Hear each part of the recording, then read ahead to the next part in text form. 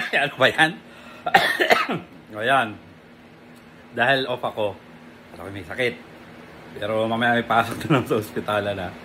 Hindi ako pinuwi. Anyway, ako yung nagluto nito Bang sarap. Ito, napakadali lang sasabihin ko sa inyo kung paano. Una, syempre, hindi ko nakalimutan ang pagkain ng aso na yan ay kanin. Tapos may atay ng manok. Tapos sinimay na manok. Tsaka carrots, green peas. Tsaka oregano. Tsaka thyme. And anong tawag dito? Rosemary. Tapos ito meron akong chicken and mushroom. Diba? Tapos nilagyan ko ng cream. Oh, ang sarap niya. Ito ang pamatay uli. Ang balbakwa. Ang ibang sarap. Yung pata ng baka na. Ano yan? Pata ng baka. Oh. Yan nga. Pinakulan lang yan sa maraming luya, sibuyas, tapos chili flakes, tsaka asin.